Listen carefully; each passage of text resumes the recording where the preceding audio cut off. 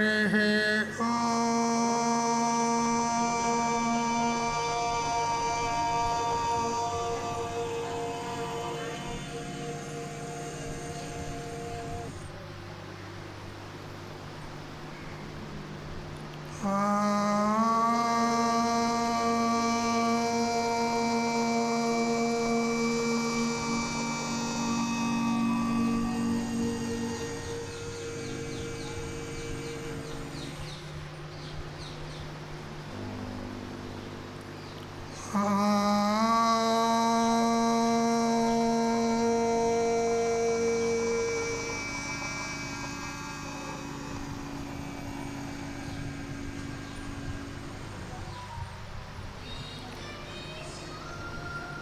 वंशी विभूषितकरान्नवनीरदाभात् पीताम्बरादरुणबिम्बफलाधरोष्ठात् पूर्णेन्दुसुन्दरमुखादरविन्दनेत्रात् कृष्णात् परं किमपि तत्त्वमहं न जाने।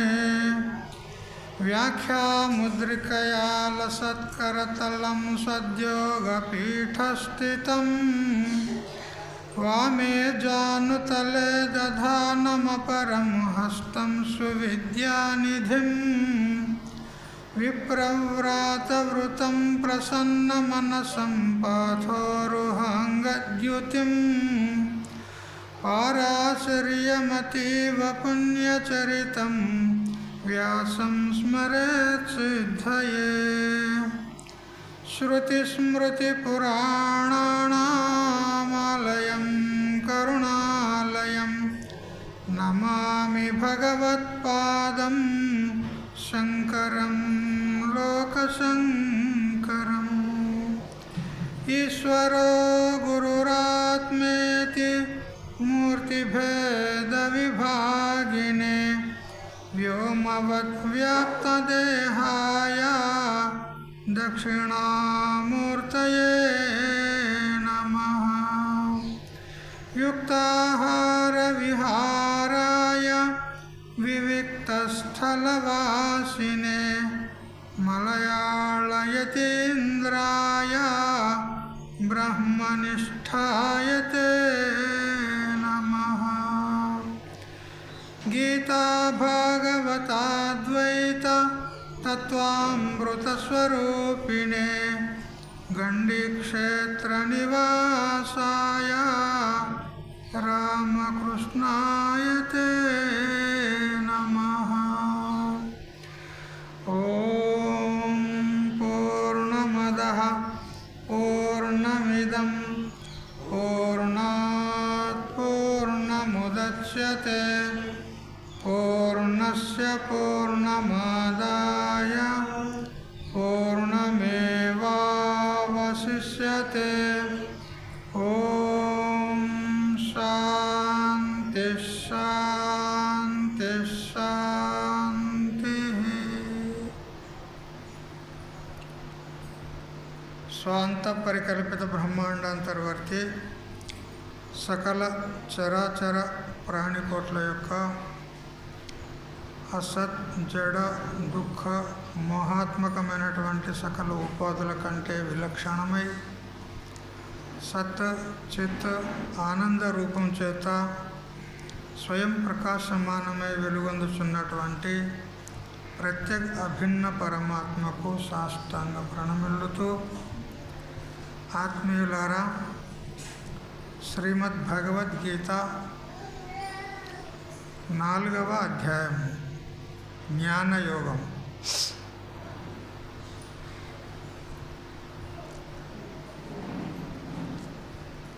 ఈ అధ్యాయంలో ముఖ్యంగా జ్ఞానాన్ని ప్రధానంగా చెప్తాడు. ఇంకా ఆనుషంగికమైనటువంటి విషయాలు కూడా వస్తూ ఉంటాయి. భగవద్గీత ఇది ఉపనిషత్తుల యొక్క సారము. మనకు ముఖ్యమైనటువంటి 108 ఉపనిషత్తులు ఉన్నాయి. ఇంకా ఉపాసనాపరము, కర్మపరము కూడా అనేకం ఉన్నాయి.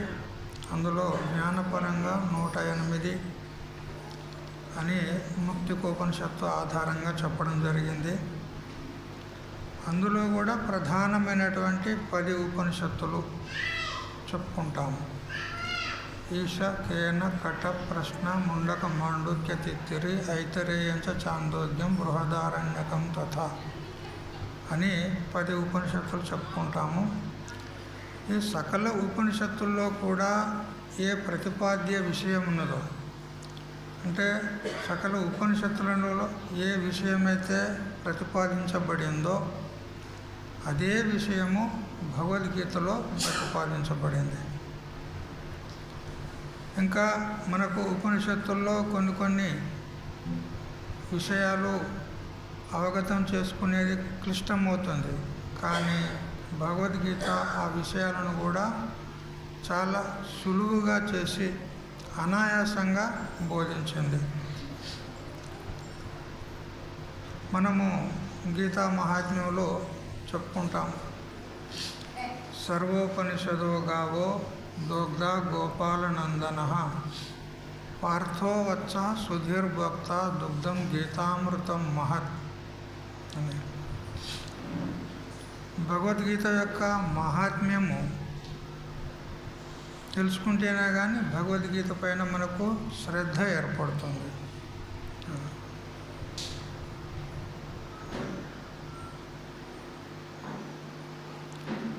ఒక ఆయన తన ఇంటి పెరట్లో ఒక చెట్టును నాటుకున్నాడు. ఏదో ఆకులు అందంగా ఉన్నాయి, పుష్పాలు కూడా చాలా అందంగా ఉన్నాయని అతడు మోజుపడి తెచ్చుకొని పెరట్లో నాటుకున్నాడు. అది ఇంత పెద్దగా అయింది. పెద్దగైన తర్వాత ఒకనాడు వారి ఇంటికి ఒక ఆయుర్వేద వైద్యుడు వచ్చాడు. అతడు ఏదో ఇంటి వెనుక కాళ్ళు చేతులు కడుక్కోవడానికని వెళ్ళాడు. ఆ చెట్టును చూశాడు. చూసి యజమానిని పిలిచి, ఏమయ్యా, ఈ చెట్టు ఎక్కడి నుంచి తెచ్చారు, ఎందుకు నాటుకున్నారు అని అడిగితే యజమాని అంటాడు, ఏమో స్వామీజీ, బాగా ఉంది, అందంగా ఉంది మొక్క అని తెచ్చి నాటుకున్నాము అన్నాడు. ఏమండోయ్, ఈ చెట్టు సామాన్యమైనది కాదు, ఇది సర్పం యొక్క విషాన్ని కూడా దించుతుంది, సర్ప విషానికి ఇది ఔషధం ఉంది అని చెప్పినాడు.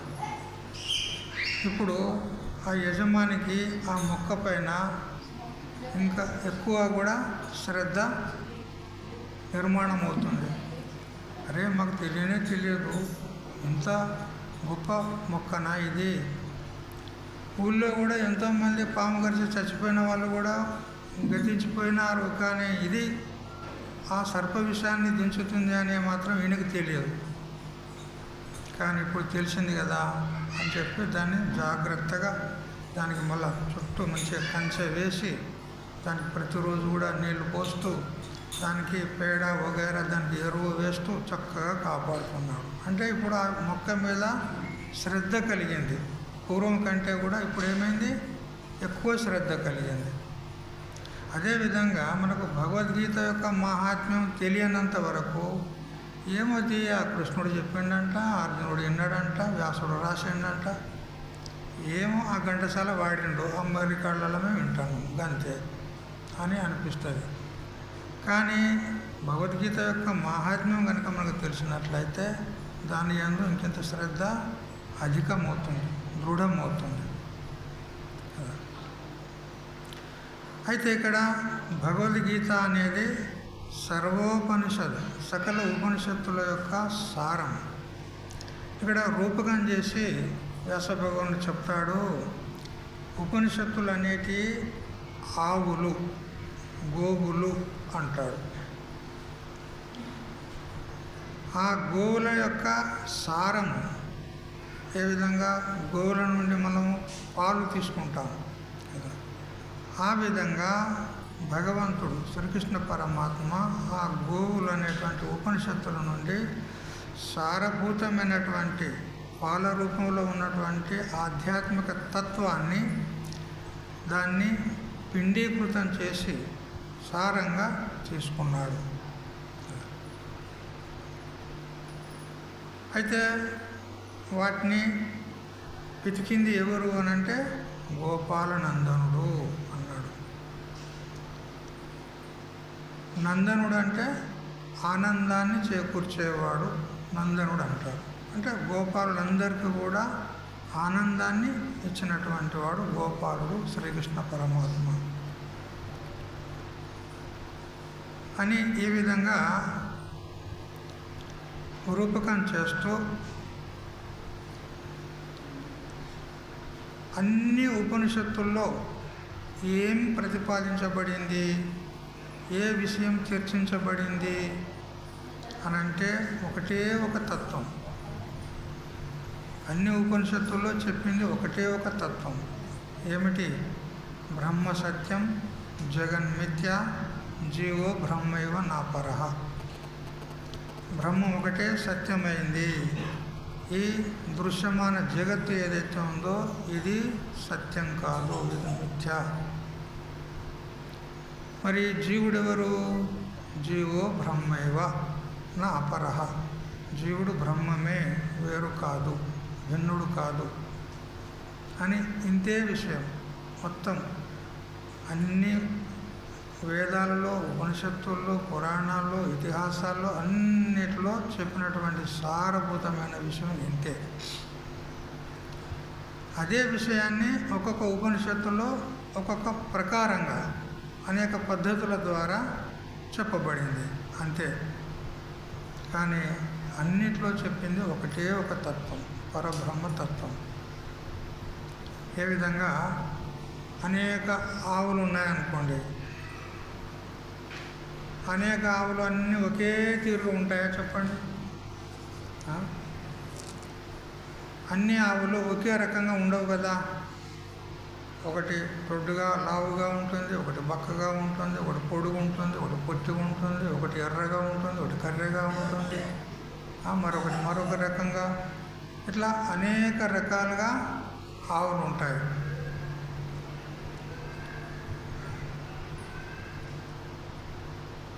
అయితే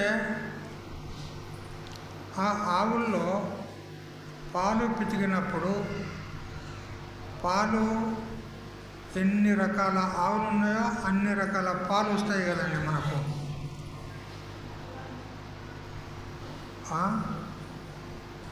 ఎట్లా చెప్తే అట్లా వినేదా? ఏం తల్లి, ఎన్ని రకాల ఆవులు ఉన్నాయో మనం అన్ని ఆవుల నుంచి పాలు పితికితే అన్ని తీర్ల పాలు వస్తాయి కదా.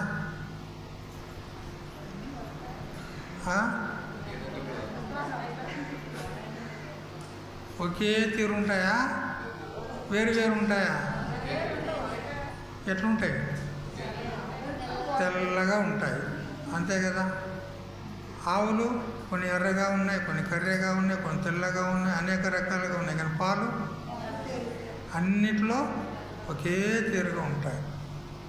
అదేవిధంగా అనేక ఉపనిషత్తుల్లో సారభూతమైనటువంటి తత్వం ఒకే తీరుగా ఉంటుంది. ఏమిటి? ఇప్పుడు చెప్పాను కదా, బ్రహ్మ సత్యం, జగన్మిథ్య, జీవో బ్రహ్మైవ నాపరః. చూసారా?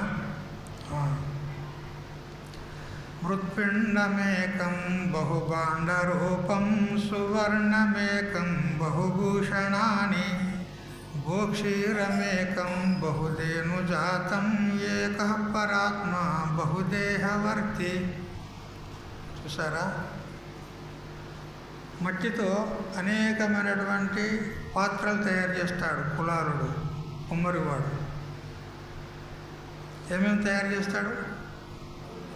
కుండలు, పూజలు, ముంత, మూకుడు, ఏవేవో అనేకమైనటువంటి పాత్రలు తయారు చేస్తాడు కదా. వాటన్నిటి యొక్క వాస్తవ స్వరూపం ఏమిటి అని అంటే మట్టి అంతే కదా. అన్నిట్లో ఉన్నది ఏంటిది? మట్టితో తయారు చేసినటువంటి కుండల్లో ఏముంటుంది? మట్టే ఉంటుంది. మరి వాస్తవ స్వరూపం ఏమిటి? మట్టి. మరి ఈ నామరూపాలు ఉన్నాయి కదా, ఒకటి పూజ, ముది సన్నము ఇట్లా ఉంటుంది, కుండ అదొక రకంగా ఉంటుంది, ఇంకో పాత్ర ఇంకో రకంగా ఉంటుంది, ఆకారాలు భిన్న భిన్నంగా ఉన్నాయి కదా, వాటి పేర్లు భిన్న భిన్నంగా ఉన్నాయి. కానీ అన్నిట్లో ఉన్నది ఏంటిది? ఒకే ఒక మట్టి. అట్లే మీరు అమ్మగారు ఆభరణాలంటే మీకు ఇష్టమా లేదా? నగలు ఆభరణాలు అంటారు కదా, అమ్మగారులకు ఇష్టమా కాదా? ఎందుకంటే ఇప్పుడు పిరమైంది కదా, అందుకే ఇష్టపడతలేరు కదా. ఇప్పుడు బాగా పిరమైంది, ఇక ఏం తెచ్చుకునేటట్టున్నది? ఇక గోళ్ళే గతి మనకు కదా, ఇష్టం లేదు ఎవరికి.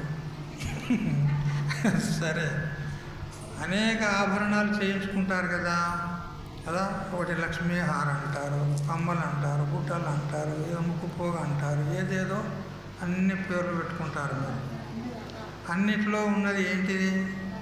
బంగారం ఒకటేనా? అనేకమా? ఒక్కటే. అట్లే ఇప్పుడు మనం చెప్పుకున్న ప్రకారంగా ఆవులు అనేకం ఉన్నా కానీ గోక్షీరం ఒక్కటే, పాలు ఒకటే. అదేవిధంగా ఏకః పరాత్మ బహుదేహవర్తి, ఒకే ఒక పరమాత్మ అన్ని శరీరాల్లో ఉంది. మీలో ఉన్నది అదే పరమాత్మ, వారిలో ఉన్నది అందరిలో ఉన్నది ఒకే ఒక చైతన్యం, ఒకే ఒక పరమాత్మ. పరమాత్మ అనేక రకాలు లేదు. దేవుడు ఎన్ని రకాలు ఉన్నాడు? ఎన్ని తీరులో ఉన్నాడు దేవుడు చెప్పండి? పుట్టాడు, 33 కోట్ల దేవతలు ఉన్నారు, ఒక్కలా ఇద్దరా కదా? రాముడు, కృష్ణుడు, నరసింహస్వామి, దేవి, రుద్రుడు, విష్ణువు, బ్రహ్మదేవుడు, ఎంతమంది ఉన్నారు చెప్పండి? 33 కోట్ల దేవతలు ఉన్నారు కదా. కానీ వాస్తవంగా దేవతలు ఎంతమంది? ఒక్కడే. ఏకో దేవ సర్వభూతేషు గూఢ సర్వవ్యాపి సర్వభూతాంతరాత్మ. వాస్తవంగా భగవంతుడు అనేకం లేడండి, ఒక్కడే దేవుడు. ఆ ఒక్కడినే మనం అనేక పేర్లతో పిలుచుకుంటున్నాం అంతే. ఇంట్లో మీరు ఉన్నారనుకోండి, మీ అమ్మాయి మిమ్మల్ని ఏమని పిలుస్తుంది? అమ్మ అని పిలుస్తుంది కదా. మీ ఆయన ఏమని పిలుస్తాడు? ఆమె మా భార్య అంటాడు. మీ తండ్రి ఏమని పిలుస్తాడు నిన్ను? మా కూతురు అంటుంది. మీ కోడలు ఏమంటుంది? మా అత్తమ్మ అంటుంది. ఇప్పుడు అత్తమ్మ వేరే, కోడలు వేరే, అన్ని వేరు వేరే ఉన్నారా? నువ్వు ఒక్కదానివేనా? వేరు వేరే ఉన్నారా?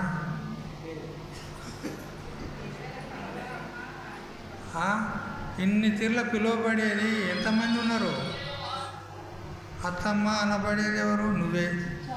నా కూతురు అని మీ నాన్నగారు అంటున్నాడు, నిన్నే కదా. మా అమ్మగారని మీ కూతురు నిన్నే అంటుంది, అవునా లేదా? మా భార్య అని ఆయనే అంటున్నాడు, నిన్నే అంటున్నాడు. ఇప్పుడు ఎంతమంది ఉన్నారు ఇక్కడ? ఒకలేనా? కానీ అన్ని తీర్ల పిలువబడుతున్నావా లేదా నువ్వు? అట్లా అంటే వాళ్ళకు ఇష్టమైనటువంటి పేరుతో వాళ్ళు పిలుస్తూ ఉన్నారు. అట్లే ఇక్కడ కూడా భక్తులు వాళ్ళ ఇష్టముగా భావించి ఆయా ఆకారాలను కల్పన చేసి, ఆయా రూపాలను కల్పన చేసి రాముడని, కృష్ణుడని, అది అని, ఇదని అన్నీ చెప్పుకుంటున్నాము. ఇక ఈ జనుము యొక్క మనస్తత్వాన్ని గుర్తించి వ్యాస భగవానుడు కూడా చాలా తెలివిగా ప్రవర్తించాడు కదా. ఒకటి విష్ణు పురాణం అని రాశాడు, ఒకటి శివ పురాణం అని రాశాడు, ఒకటి దేవి పురాణం అని రాశాడు కదా. అంత కల్పన ఉన్నది ఒకటే ఒక దేవుడు. ఎందుకంటే వాళ్ళకి ఇష్టదేవతను ఎన్నుకున్నారు కాబట్టి ఇక వాళ్ళకు ఆ దేవుని యందు శ్రద్ధ కూర్చోవాలంటే ఆ దేవునికి సంబంధించిన అనేక కథలన్నీ కల్పన చేసి ఆయా పురాణాల్లో రాశాడు. కానీ అంత కల్పన, వాస్తవంగా ఉన్నది ఏకో దేవ, ఏకమేవ అద్వితీయం బ్రహ్మ. చూడు, ఫ్యాన్ తిరుగుతుంది, లైట్ పెరుగుతుంది, మైకు మాట్లాడడానికి ఉపయోగం ఉన్నది కదా. ఇవన్నీ వేరు వేరు పనులు చేస్తున్నాయి ఫ్యాన్ చేసే పని మైకు చేస్తుందా? చేస్తుందా? చెయ్యదు. ఆ ఫ్యాన్ చేసే పని లైట్ చేస్తుందా? చెయ్యదు. భిన్న భిన్నంగా ఉన్నాయి, ఉపాధులు భిన్న భిన్నంగా ఉన్నాయి, వాటి పనులు వేరువేరుగా ఉన్నాయి. కానీ అన్నిటిలో అవి పనిచేయడానికి ఒకటి ఉంది. ఏమిటది? అది ఎన్ని తీర్లు ఉన్నది? కరెంటు ఎన్ని తీర్లు ఉన్నది? అది ఒక్కటే. అవునా లేదా? అర్థమవుతుంది కదా? అట్లా పరమాత్మ కూడా ఒక్కడే ఉన్నాడు. కానీ మన అభిష్టాన్ని బట్టి, మన అభిరుచిని బట్టి ఆయా దేవతలను మనం కల్పన చేసుకొని ఆరాధిస్తున్నాం. ఇది మంచిదే. ఎందుకంటే ఎవరి ఎందైతే శ్రద్ధ ఉంటుందో వారిని ఆరాధిస్తేనే మనకు ఆ ఫలం దొరుకుతుంది. శ్రద్ధ లేని వారి మీద మనము విశ్వాసం పెట్టి పూజిస్తే ఫలం దొరకదు. ఎందుకంటే భావభూకి దేవు అని మరాఠీలో అంటారు. అంటే భగవంతుడు భావన చూస్తాడే కానీ నువ్వు పైన ఏం చేస్తున్నావు, ఏ విధంగా పూజ చేస్తున్నావు, ఏం పనులు అర్పిస్తున్నావు, ఏం నైవేద్యం పెడుతున్నావు, నువ్వు ఏ విధంగా అర్చన చేస్తున్నావు అవన్నీ చూడడు. నీ హృదయాన్ని చూస్తాడు. నీ యొక్క హృదయము పూర్తిగా అనన్యంగా నీ ఇష్టదేవుని పైన ఉందా లేదా అది చూస్తాడు. అంతేగాని మనం చేసేటువంటి ఈ పూజ పునస్కారాలు అవి ప్రధానం కాదు.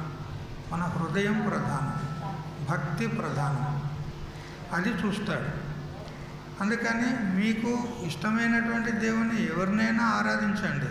కొందరికి దేవి ఇష్టం ఉంటుంది, కొందరికి శివుడు ఇష్టం, కొందరికి రాముడు అంటే ఇష్టం, కొందరికి కృష్ణుడు అంటే ఇష్టం, కొందరికి విష్ణువు అంటే ఇష్టం. ఎవరైనా పర్వాలేదు, ఎందుకు ఒకటే కదా దేవుడు.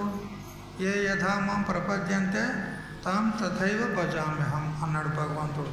ఎవరు ఏ విధంగా ఆరాధిస్తే వారికి నేను ఆ విధంగానే ఫలం ఇస్తానని చెప్పినాడు. కాబట్టి ఆరాధించండి, భక్తి చేయండి, పూజించండి. కానీ భక్తి మన మనస్సు, మన హృదయం ప్రధానం. భగవంతునికి అర్పించి మీరు ఆ ఆరాధన చేయండి. పత్రం పుష్పం ఫలం తోయం యోమే భక్త్యా ప్రయచ్చతి తదహం భక్తుపహృతం అశ్నామి ప్రయతాత్మన అన్నాడు.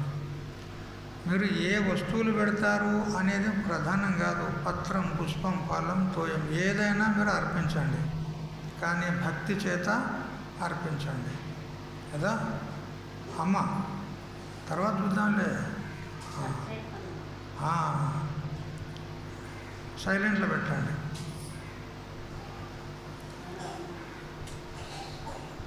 చూడు, భగవంతుడు ఒక పత్రమును నాకు అర్పించినా చాలు అని అన్నాడు కదా. దాంతో తృప్తి పడతాడా భగవంతుడు? పడతాడు. నువ్వు ఇచ్చే పత్రం ప్రధానం కాదు, నీ యొక్క హృదయం ప్రధానం కదా. ద్రౌపదీదేవి అరణ్యవాసంలో ఉన్నప్పుడు ఖాండవవనంలో ఆ దుర్వాస మహర్షి ఆతిథ్యానికి వస్తాడు వాళ్ళ దగ్గరికి. 10,000 మంది శిష్యులను వెంట పెట్టుకొని వస్తాడు. మరి గృహస్థుల యొక్క ధర్మం ఏంది? అతిథి కనుక ఇంటికి వచ్చినట్లయితే వారిని రిక్తహస్తములతో పంపించరాదు. అంటే వారిని నిరాశపరిచి పంపించరాదు. ఇది గృహస్థుల యొక్క ధర్మం, అందరు గుర్తుపెట్టుకోండి. మీ ఇంటికి ఎవరైనా మధ్యాహ్నం పూట సరిగ్గా 12 నుంచి 2 గంటల మధ్యలో ఎవరైనా భవతీ భిక్షాందేహి అని వచ్చారనుకో, వారికి యథోచితంగా మీ ఇంట్లో ఏముంటే అదే వాళ్ళకిచ్చి వాళ్ళకు తృప్తిపరిచి పంపాలి. అంతేగాని ఏమయ్యా మా ఇల్లే దొరికిందా నీకు, మా ఇల్లే కనపడ్డదా నీకు, పో మత్తుకునే పో ఇల్లు అని ఈ విధంగా చీదరించుకోరాదు.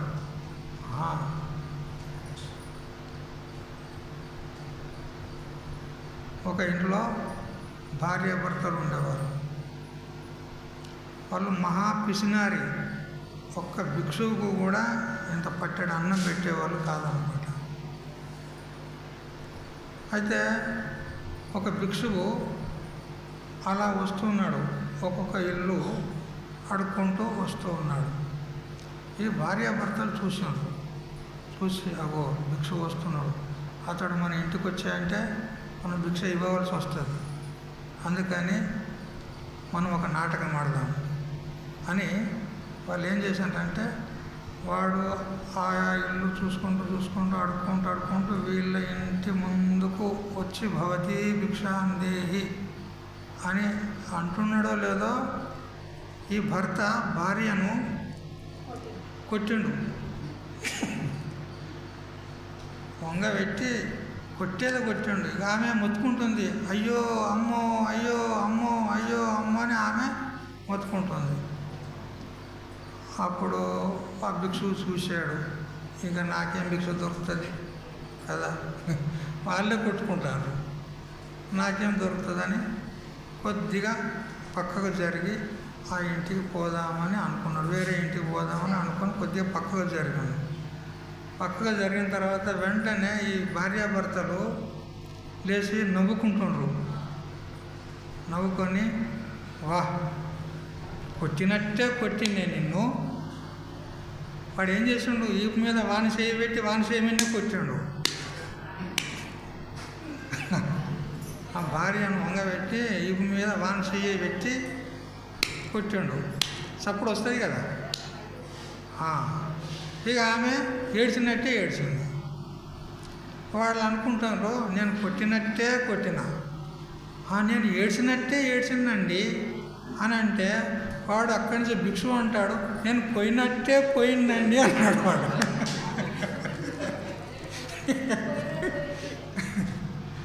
నేను పోయినట్టే పోయిందండి అని వాడు మళ్ళీ వచ్చాడు. తప్పిందాక ఇప్పుడు కదా, భిక్ష అయ్యాక తప్పలేక, అందుకని అంత పని చేయకూడదు మీరు కదా. అతిథిరియస్య భగ్నాశో, ఎవరి ఇంటి నుండి అయితే అతిథి భగ్నాశుడైపోతాడో, నిరాశ చెందిపోతాడో, వాడు పోయేటప్పుడు వాని పాపాలన్నీ గృహస్థునికి ఇచ్చి గృహస్థుని పుణ్యం తీసుకొని పోతాడని చెప్తున్నాడు. అందుకని ఎప్పుడు కూడా అతిథులను మనము అనాదరించరాదు, నిరాశపరచరాదు. యథోచితంగా మన ఇంట్లో ఏముంటే అది, ఉసిరికాయ ఉంటే ఉసిరికాయ ఇవ్వండి, అంతే పుణ్యం దక్కుతుంది కదా. అట్లా కాబట్టి ఈ దుర్వాస మహర్షి 10,000 మందిని వెంట పెట్టుకొని ఈ పాండవుల దగ్గరికి ఆతిథ్యం స్వీకరించడానికి వస్తూ ఉన్నాడు. అది తెలిసినటువంటి నకులుడు ధర్మరాజు దగ్గరికి వచ్చాడు. అన్నయ్య అన్నయ్య, దుర్వాస మహర్షి అని మొదలే మహాముక్కోపి, ఏమన్నా కొంచెం పొరపాటు అయిందా శాపం పెడతాడు. అటువంటి ముక్కోపి 10,000 మందిని తీసుకొని వెంట పెట్టుకొని వస్తున్నాడు. మరి వాళ్ళందరికీ ఆతిథ్యం ఇవ్వాలి కదా ఈ అన్నయ్య అంటే, అవును మరి ఇది పోదాం పా, కుటీరం కాడికి పోదాం పదా అని కుటీరం దగ్గరికి వచ్చినారు. అడవిలో కుటీరం వేసుకొని ఉన్నారు కదా వనవాసంలో. వచ్చి అమ్మగారిని అడిగినాడు, ద్రౌపదిని, ఏమమ్మా మరి 10,000 మందితో కూడి దుర్వాస మహర్షి వస్తున్నాడు, మరి వాళ్ళందరికీ మనం ఆతిథ్యం ఇవ్వాలి కదా అని అంటే, ఆమె ఒక్కసారి స్టన్ అయిపోయింది, ఆశ్చర్యం అయిపోయింది. ఎందుకనంటే వారి దగ్గర అక్షయ పాత్ర ఉంది, సూర్య భగవానుడు ఇచ్చినటువంటి అక్షయ పాత్ర ఉంది. ఆ పాత్ర కడిగి బోర్లించక ముందుకు ఎన్ని వేల మంది లక్షల మంది వచ్చినా సరే వాళ్ళందరికీ కూడా వడ్డిస్తుంది ఆ పాత్ర, అటువంటి విశేషం. అయితే పాండవులు తిన్నారు, ఆమె కూడా తిన్నది, ఆ పాత్రను కడిగి బోర్లించేది. ఇప్పుడు ఆ పాత్ర పనిచేయదు, ఒకటేసారి పనిచేస్తుంది. కడగక ముందుకు పనిచేస్తుంది, కడిగి బోర్లించిన తర్వాత అది పనిచేయదు. ఇప్పుడు ఎట్లా అని ఆమె చాలా దుఃఖం పొంది, ఇక ఇప్పుడు ఈ 10,000 మందికి మనం భోజనం పెట్టాలంటే ఇది మనతో సాధ్యం కాదు. ఇప్పుడు ఆ పరమాత్మ ఒక్కడే మనల్ని కాపాడుతాడు ఈ ఆపత్తు నుంచి, ఎందుకంటే దుర్వాస మహర్షి ఉన్నాడు, శాపం పెడతాడు అని చెప్పి ఇక ఆ శ్రీకృష్ణ పరమాత్మను స్తుతి చేసింది, ప్రార్థన చేసింది. హే కృష్ణ, హే పరంధామ, నువ్వు నన్ను ఆ జూదము సభలో, ఆ కౌరవ సభలో నువ్వు వచ్చి నన్ను కాపాడినావు. అప్పుడు ఆ ఆపదలో ఉన్నటువంటి నన్ను నువ్వు రక్షించినావు. ఇప్పుడు కూడా ఆపద వచ్చింది, ఈ ఆపద నుండి రక్షించే బాధ్యత నీదే స్వామి, హే కృష్ణ అని మనస్ఫూర్తిగా కృష్ణుడిని ప్రార్థన చేసింది. అప్పుడు కృష్ణుడు అక్కడికక్కడే ప్రకటమయ్యి అంటాడు, అమ్మా, నేను ద్వారక నుంచి వచ్చేసరికి నాకు బాగా వెసట కలిగింది, శ్రమ కలిగింది, ఆకలిస్తుంది, ఏమన్నా ఉంటే పెట్టమ్మా అన్నాడు. ఈమె ఎందుకు పిలిచింది? భగవంతుని ఎందుకు పిలిచింది? అన్నం లేదనే కదా. అన్నం లేదు, మరి ఆ దుర్వాస మహర్షికి వాళ్ళ శిష్యులందరికీ అన్నం వడ్డించాలి, అది కేవలం భగవంతునితోనే అవుతుంది, మాతోని కాదనే కదా కృష్ణుని పిలిచింది. మరి ఇప్పుడు ఆయన వచ్చి అన్నమే అడుగుతుండు, ఏమ్మా ఆకలి అవుతుంది, ఏమైనా ఉంటే పెట్ట అన్నాడు. ఇప్పుడు ఆమె పరిస్థితి ఏమిటి చెప్పు? ఆమె బోరున ఏడిచింది, కృష్ణ ఏమిటి పరీక్ష? వారందరికీ అన్నం వడ్డించలేకనే మిమ్మల్ని నేను ప్రార్థన చేస్తే మీరు వచ్చి అన్నమే అడిగితే ఎక్కించి పెట్టాలి. మా దగ్గర ఏమి లేదన్నయ్యా, మొత్తం అక్షయ పాత్రనికి అడిగి బోర్లించాను, ఇప్పుడు మా దగ్గర ఏమీ లేదంటే, చూడమ్మా చూడు ఏమన్నా ఉంటుంది అంటే, ఏమి లేదన్నయ్య అంటే, చూడమ్మా పాత్రను తీసుకురాపో అని అంటే, సరే మీరు అంటున్నారు కాబట్టి నేను తీసుకొస్తా అని ఆ పాత్రను తీసుకొచ్చి ఆ కృష్ణుని చేతికి ఇస్తే అందులో ఒక ఆకుకూరకు సంబంధించిన ఒక పత్రం, ఒక ఆకు దానికి అంటుకొని ఉంది. ఆ కడిగినప్పుడు అది పోలే, అట్లే అంటుకొని ఉంది. అది మెల్లగా గోరుతోని ఇలా తీసుకున్నాడు, తిన్నాడు. ఎప్పుడైతే ఆ పత్రంను నోట్లో పెట్టుకున్నాడో భగవంతుడు, వెంటనే అక్కడ నదీ తీరంలో స్నానం చేస్తున్నటువంటి దుర్వాస మహర్షి మరి వాళ్ళ 10,000 మంది శిష్యులు అందరికీ త్రేపులు వస్తున్నాయండి. బాగా తిన్న తర్వాత త్రేపులు వస్తాయా రావా? తిన్న తర్వాత త్రేపులు రావా? వస్తాయి. మీకు రావనుకుంటా నేను, వస్తాయన్నమాట. త్రేపులు రావాలంటే లోన గాలి ఉంటేనే కదా మీదకి వచ్చేది. త్రేపులు అంటే గాలే కదా. ఆ గాలికి కూడా సంధి ఇవ్వకుండా తింటే ఎక్కడి నుంచి వస్తాయి కదా.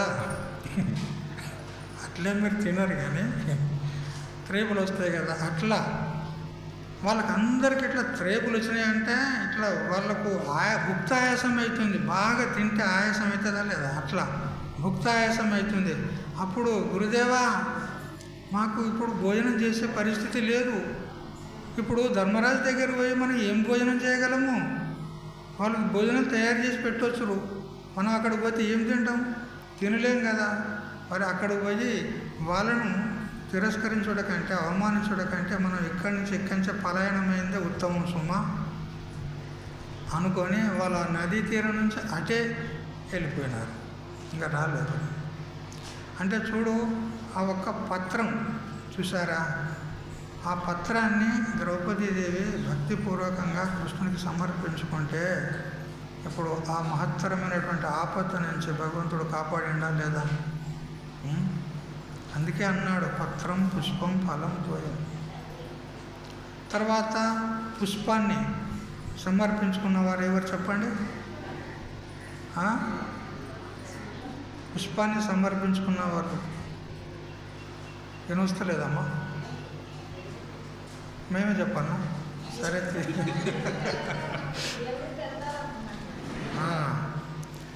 చూడు, గజేంద్రుడు భాగవతంలో వస్తుంది కథ కదా. గజేంద్రుడు అతడు పెద్ద పరివారం అవుతుంది, గొప్ప పరివారం. అందరితో కలిసి సాయంత్రం వేళ సరోవరానికి వెళ్ళినాడు. ఆ సాయంత్రం పూట సరోవరంలో స్నానాలాడి చక్కగా వాళ్ళు రావడానికి అందరితో కలిసి వెళ్ళినాడు. అందరూ స్నానం చేస్తూ ఉన్నారు. ఈ గజేంద్రుడు కూడా ఆ సరస్సులో దిగినాడు, స్నానం చేస్తూ ఉన్నాడు. అంతలో ఒక ముసలి పట్టుకుంది దాన్ని. ఆ ముసలి పట్టుకున్నదంటే ఇక నీటిలో ఉన్నంతసేపు ముసలికి చాలా బలం. ఆ గజేంద్రుడు అంటే ఏనుగ కంటే కూడా అధిక బలం దానికి నీటిలో ఉన్నది. ఎందుకంటే స్థాన బలం అట్లా ఉంటుంది అన్నమాట. అయితే అది పట్టుకుంది, వదలడం లేదు. అప్పుడు ఇక పరివారం వీళ్ళంతా ఉన్నారు కదా, భార్య పిల్లలు అందరూ బంధువులు అందరూ ఉన్నారు. వాళ్ళందరూ కూడా ఇతన్ని లాగడానికి బయటికి రావడానికి ప్రయత్నం చేస్తున్నాయి. కానీ ఆ ముసలి యొక్క బలానికి వీళ్ళ బలం సరిపడలేదు. వీటిని బయటకు తీయడానికి అవి సమర్థములు కాలేదు. ఎంతో ప్రయత్నం చేసినాయి,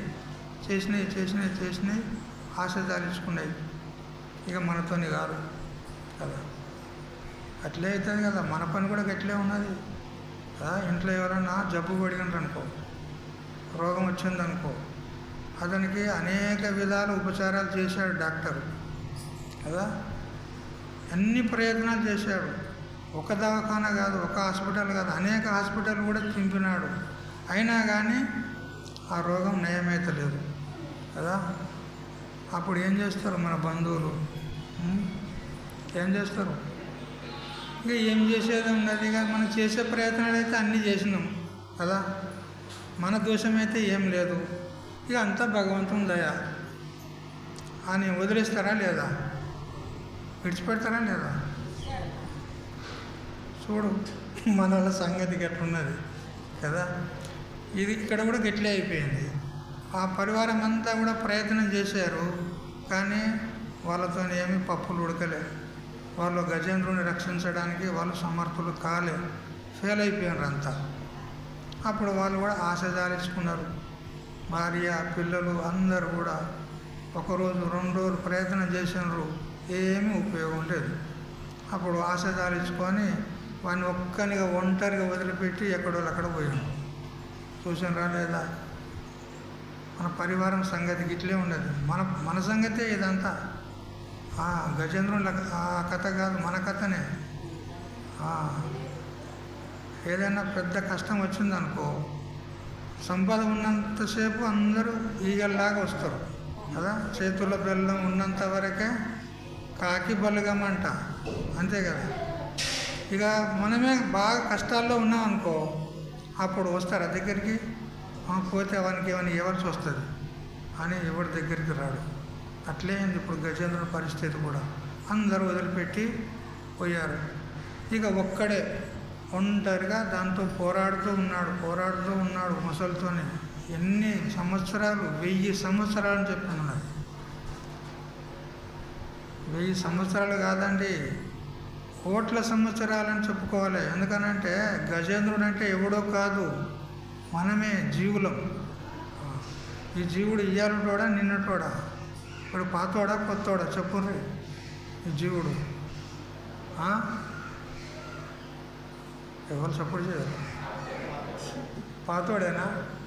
ఎందుకు? అనేక జన్మల నుంచి అనేక జన్మలు ఎత్తుతూ పుడుతూ చస్తూ ఈ జన్మకు వచ్చినాడు. వాడు ఇయ్యాలటోడా నిన్నటోడా? అనేక జన్మల నుంచి కోట్ల జన్మలు ఎత్తుకుంటూ వచ్చినాడు. చెప్తారు శాస్త్రం లోపల 84 లక్షల యోనులు అని. 84 లక్షల యోనులే కాదు, ఒక్కొక్క యోను లోపల అనేకం, మళ్ళా 100,000 1000 ఈ విధంగా లెక్క చేస్తే కోట్ల జన్మలు ఎత్తుకుంటూ వచ్చినాడు వీడు. మరి అప్పటి నుంచి వీడిని అజ్ఞానం అనేటువంటి ముసలి పట్టి పీడిస్తూనే ఉంది. ఈ ముసలి ఎవరు? అజ్ఞానం. ఆ అజ్ఞానం అనే ముసలి వీడిని పట్టి పీడిస్తుంది, విడుస్తలేదు వాడిని. అందుకని ఇది మన కథనే, గజేంద్రుని కథ కాదు. అయితే ఆ ముసలిని తప్పించుకోవడానికి 1000 సంవత్సరాలు పోరాడినాడు అని చెప్తున్నారు అక్కడ. అప్పటికి కూడా అతనితోనే దాన్ని గెలవడం సాధ్యం కాలేదు. అప్పుడు ఏం చేశాడు? ఆ సరస్సులో ఉన్నటువంటి కమలం పువ్వును ఒకదాన్ని పెరికి తొండంతో పట్టుకొని పైకెత్తి అప్పుడు ఆ విష్ణు భగవానుని ప్రార్థించాడు. హే కృష్ణ, హే పరమాత్మ, నన్ను రక్షించు అని ప్రార్థించాడు. ఎవ్వని యందుడు ఇందు పరమేశ్వరుడు ఎవ్వడు అని ఈ విధంగా మనకు తెలుగులో పోతన మహాత్ముడు చెప్తాడు. ఎప్పుడైతే సంపూర్ణంగా తాను ఆ ముసలి చేత ఓడిపోయి ఇక నేను గెలవలేను, నాకు శక్తి లేదు, నీవే నాకు గతి అని సంపూర్ణంగా ఎప్పుడైతే ఆ పరమేశ్వరునికి విష్ణువుకు శరణాగతి అయ్యిండో అప్పుడు విష్ణు భగవానుడు పరుగున వచ్చేసాడు. అప్పుడు ఎట్లా ఉన్నాడు విష్ణు భగవానుడు? ఆయన పొజిషన్ వైకుంఠంలో ఆ లక్ష్మీదేవితో విలాసాలు అనుభవిస్తూ మంచి పూల తోటలో ఉన్నాడు. గరత్మంతుడు, శంఖము, చక్రము అవన్నీ కూడా పక్కకున్నాయి. ఎప్పుడైతే గజేంద్రుని యొక్క మొర చెవిన పడిందో వెంటనే ఒక క్షణం కూడా తడవు లేకుండా పరుగున వస్తున్నాడు విష్ణుమూర్తి. అప్పుడు ఆ గజేంద్రుని యొక్క మొర చెవిన పడినటువంటి సమయంలో విష్ణుమూర్తి లక్ష్మీదేవి యొక్క కొంగును చిటికెన వేలుకు చుట్టుకొని ఉన్నాడు. కొంగును అయితే ఎప్పుడైతే గజేంద్రుని మొర వినపడిందో వెంటనే పరుగున వస్తూ ఉంటే ఆ కొంగు అట్లే ఉన్నది చిటికెన వేలుకు చుట్టుకొని. ఆమె పరేషాన్ అవుతుంది.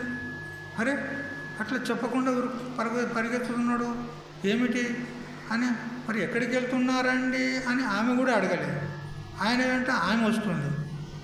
ఆమె వస్తుంటే అయ్యో మా యజమానురాలు వాళ్ళు పోతున్నారు అని, నేను ఇక్కడనే ఉన్నా, నేను గరుడుని మా వాహనాన్ని, మరి నన్ను అడిగితే నేను వాళ్ళని రివ్వమని తీసుకొని పోతుంటే కదా ఎక్కడికంటే అక్కడికి, నన్ను అడుగుతలేరే అని చెప్పి ఆయనే వెనుకొస్తున్నాడు.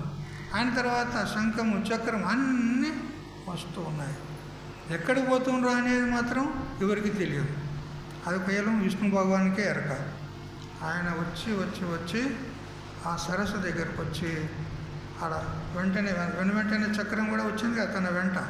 ఆ చక్రాన్ని తీసుకున్నాడు, ఆ మొసలిని ఖండించాడు. చూసారా, అజ్ఞానం అనేటువంటి మొసలి మనల్ని పట్టి పీడిస్తుంది కదా. ఈ అజ్ఞానం అనే మొసలి నుంచి తప్పించుకోవాలంటే, ముసలి బారి నుండి మనం రక్షింపబడాలంటే ఇప్పుడు మనం ఏం చేయాలి చెప్పండి? అక్కడ ఆ ముసలి బారిని తప్పించుకోవడానికి విష్ణు భగవానుని అతడు ప్రార్థన చేశాడు. ఇప్పుడు మనం అనేక జన్మల నుంచి ఈ అజ్ఞానమైన ముసలి బారి పడి మనము దుఃఖాల పాలవుతున్నాం. మరి ఇప్పుడు మనం ఏం చేయాలి చెప్పండి? నిద్రపోవాలి, అంతే కదా. అమ్మగారిని లేపుకుంటారు కొంచెం. ఇప్పుడు ఏం చేయాలండి? భగవంతుని శరణాగతి పొందాలి. ఇంకో మార్గం లేదండి. మనం గెలవలేము ఈ మాయ చేత, ఈ అజ్ఞానం చేత మనం గెలవలేం. భగవంతునికి శరణాగతి అయితేనే, భగవంతుని కృప కలిగితేనే మనం అజ్ఞానం యొక్క బారి నుండి తప్పించుకోగలుగుతాము. అందుకని దైవీహేష గుణమయి మమ మాయా దురత్యయ మామేవే ప్రపద్యంతే మాయామేతాం తరంతితే అని భగవంతుడు 7వ అధ్యాయంలో ఇక్కడే చెప్తాడు భగవద్గీతలో. ఎవరైతే ఈ మాయ నుంచి తప్పించుకోవడానికి, సంసారం నుంచి ముక్తుడు కావడానికి ఇచ్చగిస్తాడో వాడు నన్నొక్కనే శరణు పొందాలి, అప్పుడే ఆ మాయ నుంచి వాడు విడిపడతాడు అని భగవంతుడు చెప్పాడు. అందుకని మనం ఆ భగవంతుని చరణాలనే గట్టిగా పట్టుకోవాలి. అజ్ఞానం అనేటువంటి మొసలి వదిలేంత వరకు మనం గట్టిగా పట్టుకోవాలి. ఆ భగవంతుని మనం పూర్తిగా శరణాగతి అయినామనుకో, పూర్తిగా మనం సమర్పితమైపోయామనుకో, అప్పుడు భగవంతుడు అనుగ్రహించి మనకు సుదర్శన చక్రంతో ఆ అజ్ఞానాన్ని నాశనం చేస్తాడు. ఇక్కడ సుదర్శన చక్రం ఏది? అక్కడంటే అది ఉంది, కానీ ఇక్కడ ఏది మనల్ని ఈ అజ్ఞానమైన ముసలి నుంచి రక్షించడానికి అని అంటే జ్ఞానం అనేటువంటి సుదర్శన చక్రం.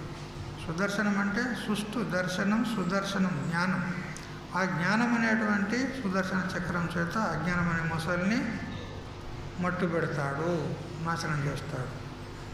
కాబట్టి పత్రం పుష్పం అలా పుష్పాన్ని సమర్పించి గజేంద్రుడు ముసలి బారి నుంచి రక్షింపబడినట్లు మనం కూడా భగవంతునికి మనస్ఫూర్తిగా, ఏ విధంగా గజేంద్రుడు మనస్ఫూర్తిగా సర్వమును భగవంతునికి సమర్పించి ఏ విధంగా శరణాగతి పొందినాడో అదే విధంగా మనం కూడా భగవంతునికి సంపూర్ణంగా శరణాగతి పొందాలి.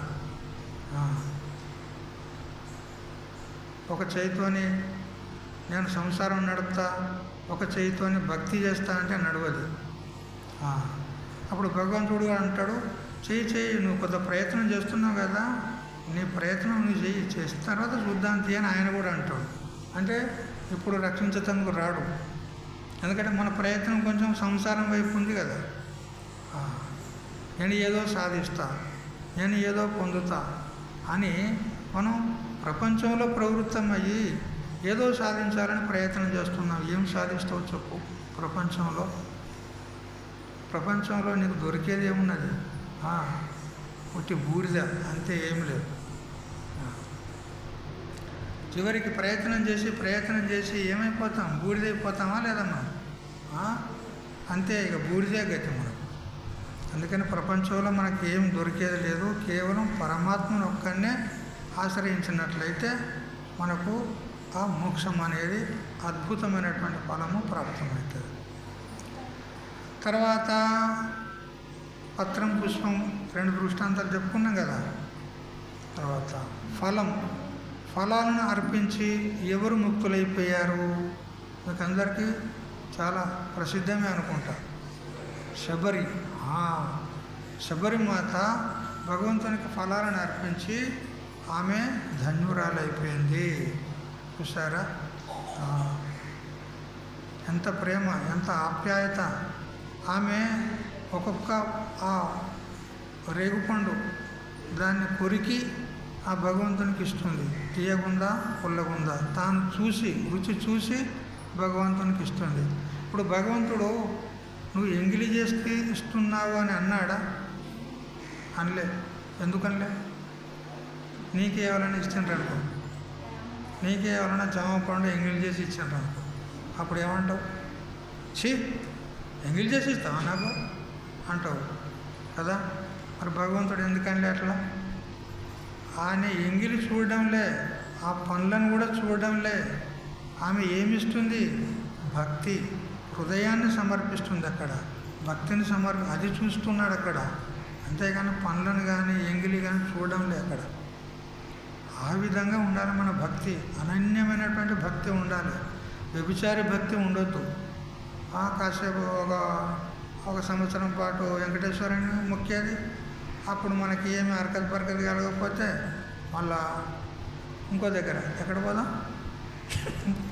కదా, బద్రీనాథ్ పోదాం, అక్కడ పోదాం, లేదా కేదార్నాథ్, లేదా దేవి. ఇది వ్యభిచారి భక్తి కదా.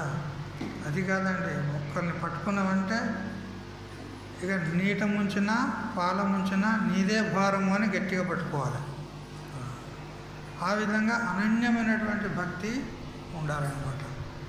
ఈ ప్రకారంగా శబరిమాత ఫలాలను అర్పించి ఆమె ముక్తిని పొందింది అలా.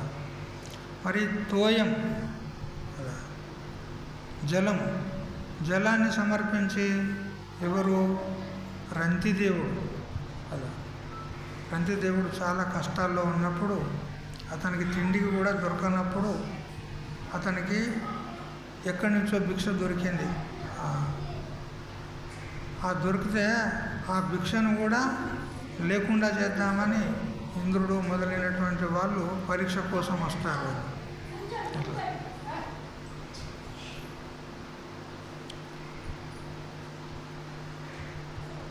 చివరికి నీళ్లు మిగులుతాయి.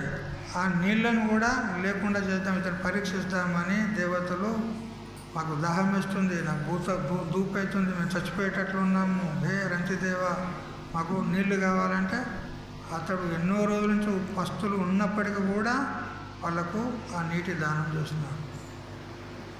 చూసారా ఏ విధంగా?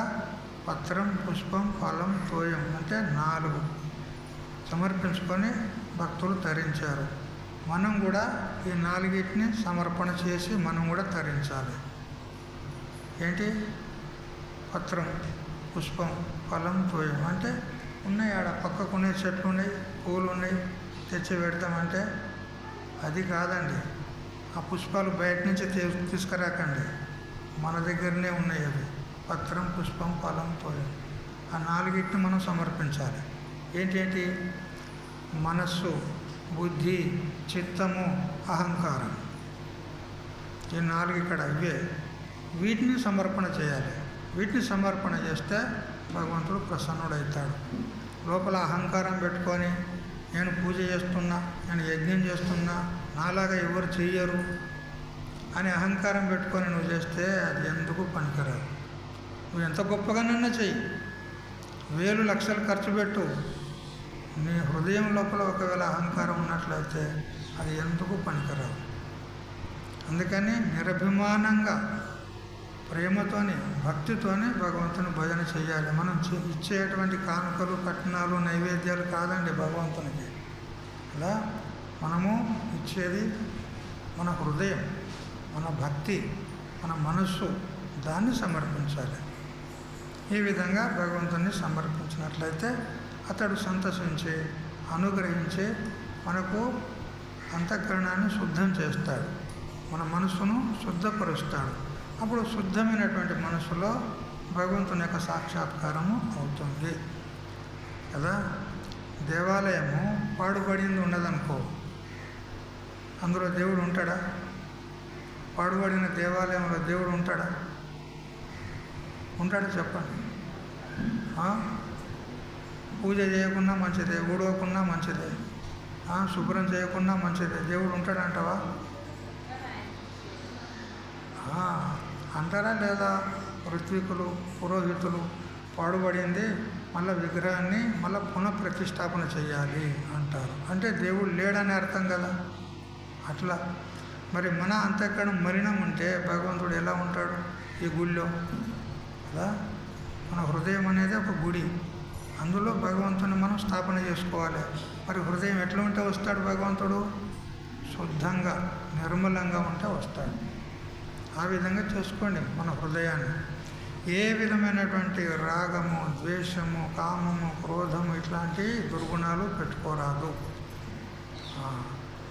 అంటే ఎవరి యందు మనము ద్వేషం పెట్టుకోరాదు, ఎవరి యందు క్రోధం పెట్టుకోరాదు, ఈర్ష్య పెట్టుకోరాదు. ఈ దుర్గుణాలు మనలో ఉండకూడదు. ఎందుకంటే ఇప్పుడే మనం తెలుసుకున్నాం కదా భగవంతుడు అందరిలో ఉంటాడని. మరి అందరిలో ఉన్నప్పుడు మరి వానిలో కూడా ఉంటాడు కదా. మరి వాడిని నువ్వు ద్వేషిస్తున్నావని అంటే ఎవరిని ద్వేషించినట్టు? భగవంతుడినే ద్వేషించినట్టు కదా. మరి భగవంతుని ద్వేషిస్తే నీకు ఎట్లా అనుగ్రహిస్తాడు కదా. అందుకని ఏ వస్తువుని కానీ, ఏ వ్యక్తిని కానీ, ఎవరిని కూడా మనం ద్వేషించేది లేదు. అందరితో ప్రేమగా ఉండేది. ఎందుకు? అందరిలో ఉన్నది పరమాత్మనే ఉన్నాడు కాబట్టి మనము భగవంతుని ఆరాధన చేయడం అది అట్లా ఉండని, కానీ ప్రతి మనిషిని ప్రేమించేది నేర్చుకోండి, ప్రతి ప్రాణిని ప్రేమించేది నేర్చుకోండి. అది భగవంతుని యొక్క సేవ, వాస్తవమైనటువంటి పూజ.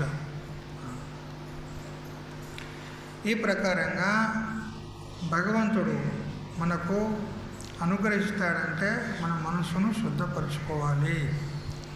ఇది భగవంతుడు అంతటా ఉన్నాడు కాబట్టి అంతటా ఉన్నటువంటి పరమాత్మను మనము ప్రసన్నుని చేసుకోవాలంటే మన మనసును శుద్ధంగా చేసుకోవాలి. అప్పుడే కానీ సకల ఉపనిషత్తుల యొక్క సారభూతమైనటువంటి పరబ్రహ్మ తత్వం ఏదైతే ఉందో అది మన హృదయంలో ప్రకటమవుతుంది. అదే పరమాత్మ, ఎవరో కాదు. ఈ విధంగా భగవద్గీత సకల ఉపనిషత్తుల యొక్క సారాన్ని మనకు ప్రతిపాదిస్తుంది అని తెలుసుకొని, మరి అన్ని ఉపనిషత్తులు చదివేదానికంటే ఒక్క భగవద్గీతను చదివితే సరిపోతుంది. ఎన్నో గ్రంథాలు ఉన్నాయి, ఎన్నో వేదాంత గ్రంథాలు ఉన్నాయి, ఉపనిషత్తులు ఉన్నాయి.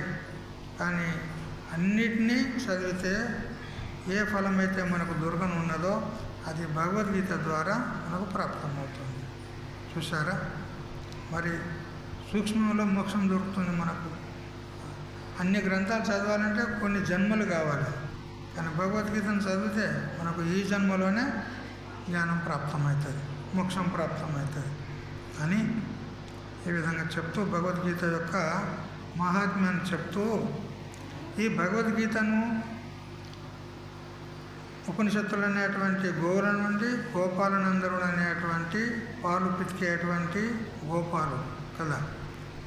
మరి ఆ పాలను త్రాగేటువంటి దూడ కూడా కావాలి కదా. ఎవరు దూడ ఇక్కడ అంటే అర్జునుడు. పార్థోవత్సః, పార్థుడైనవాడు దూడ.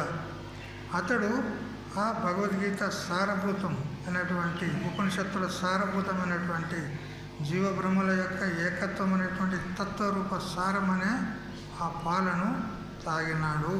ఎవరు? అర్జునుడు. పాలు త్రాగి త్రేపులు తీసినాడు. 18వ అధ్యాయంలో వస్తుంది. నష్టో మోహ స్మృతిర్లబ్ధ తత్ప్రసాదాన్ మయాచ్యుత స్థితోస్మి గత సందేహ కరిష్యే వచనం తవ అన్నాడు. ఆ ఉపనిషత్తులు అనేటువంటి గోవుల నుండి వెలువడినటువంటి ఆ అమృతం ఏది జ్ఞానామృతం ఏదైతే ఉన్నదో దాన్ని సేవించి అర్జునుడు త్రేపులు తీశాడు. ఏమిటి? హే కృష్ణ, హే అచ్యుత, నష్టో మోహ, నా మోహం నష్టమైపోయింది అన్నాడు. మోహం మోహం అంటే ఎట్లుంటుంది? మోహం అంటే ఎట్లుంటుంది? వీరు నావారు, ఇది నాది అనేది మోహం. మనందరికీ మోహం ఉందా లేదా? ఉంది కదా. వీడు నా కొడుకు, వీడు నా బిడ్డ, ఇది నా ఇల్లు, నా మనుమడు, వాళ్ళని మంచిగా చూసుకోవాలి, పెద్ద చేయాలి, పెంచాలి, చదువులు చదివించాలి, ఉద్యోగం ఇప్పించాలి, వాళ్ళు మంచిగా సుఖంగా ఉంటే నేను సుఖంగా ఉంటాను. ఉంటాడా వీడు సుఖంగా ఉంటాడా? వాళ్ళు మంచిగా ఉద్యోగం సంపాదించుకొని వాళ్ళు సుఖంగా ఉంటాడు అనుకో, ఆ వరకు వీనికి షుగరు, బీపీ, పారాలసిస్ అన్నీ వస్తాయి. ఆ టైం వరకు సుఖంగా ఉంటాడా?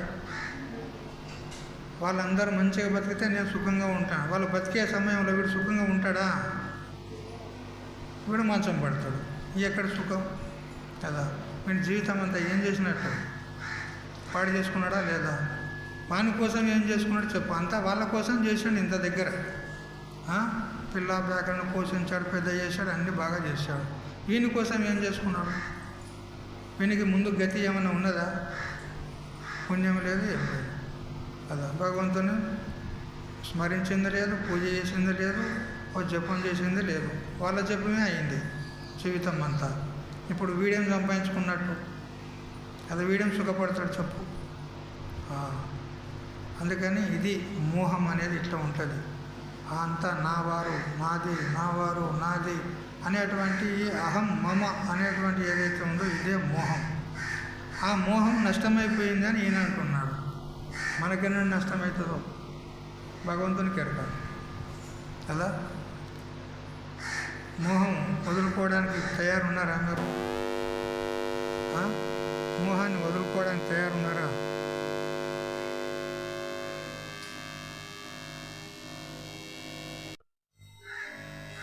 భార్య బిడ్డల యందు ఉన్నటువంటి మోహాన్ని వదులుకోవాలి. వాళ్ళ మీద ఉన్నటువంటి మూఢ ప్రేమ ఉన్నది కదా, అది వదులుకోవాలి. అయితే వాళ్ళని వదులుకోమని భగవద్గీత చెప్పడం లేదు. బాగా గమనించండి. అన్నీ వదిలిపెట్టు, అన్నీ విడిచిపెట్టు అని చెప్తున్నారు.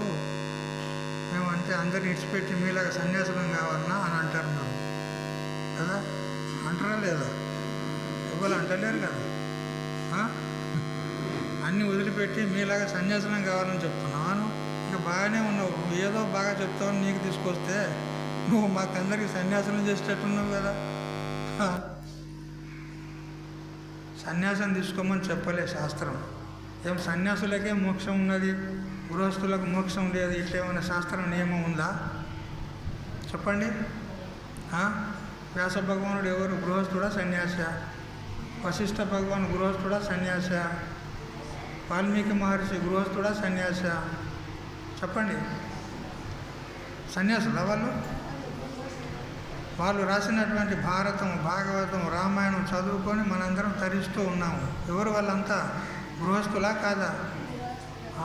కృష్ణో భోగి సుఖస్త్యాగి రాజానవ్ జనకరాఘవో వశిష్ట కర్మకర్త చ ఏతే జ్ఞానిన సమాహ కదా.